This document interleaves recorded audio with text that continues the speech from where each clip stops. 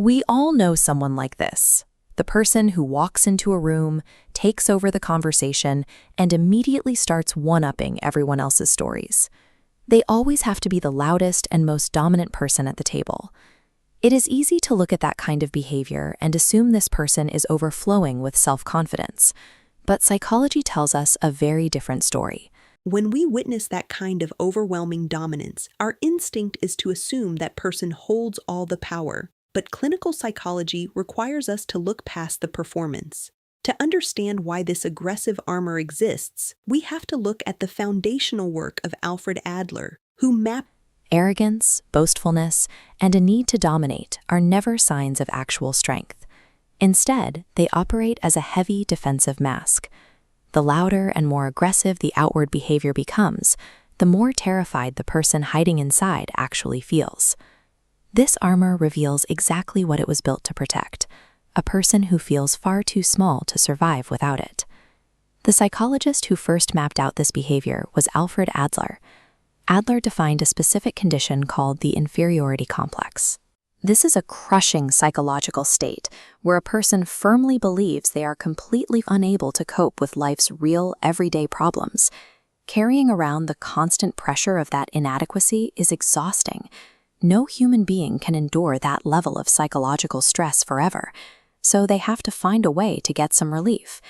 Think about a person in your life right now who acts entirely untouchable. Maybe a coworker who takes credit for everything, or a friend who belittles your achievements. Your immediate reaction is usually frustration or anger. But let's flip your perspective using Adler's framework. You aren't looking at confidence. You are looking at someone who is fundamentally exhausted by their own perceived inadequacy, taking a desperate psychological detour.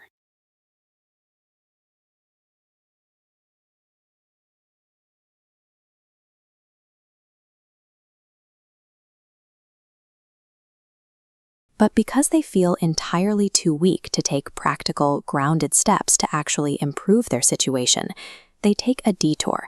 They abandon real-world efforts entirely. This evasion is the exact moment the mask goes on. They trade the difficult, slow work of actual personal growth for the much easier illusion of power. You can see these evasive tactics play out on any playground.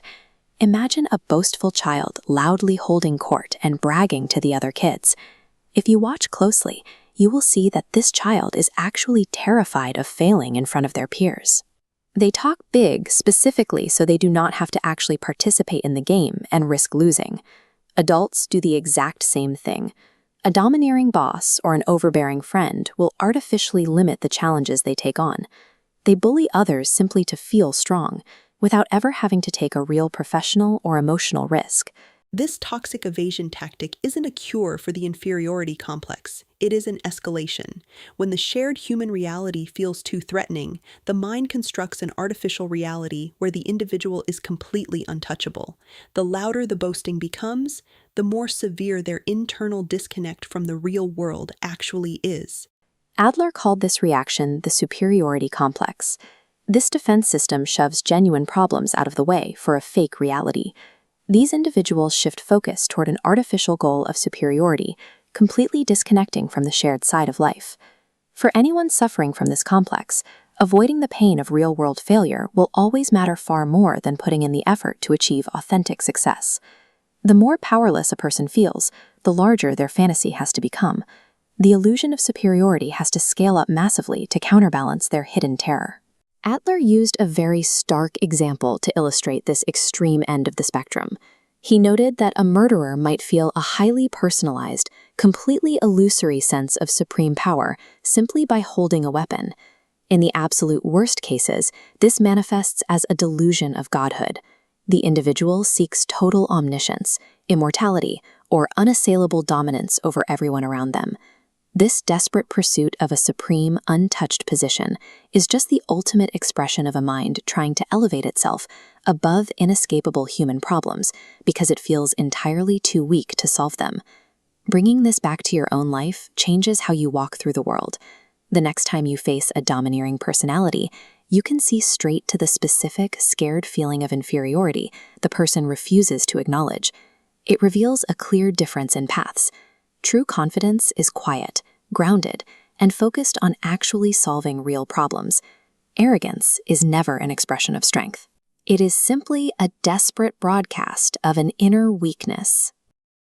But what happens when an individual's psychological framework collapses completely and this defensive mask turns inward to destroy their own potential? That is the dangerous mechanism of the flawed lifestyle. Click right here to look directly at the data.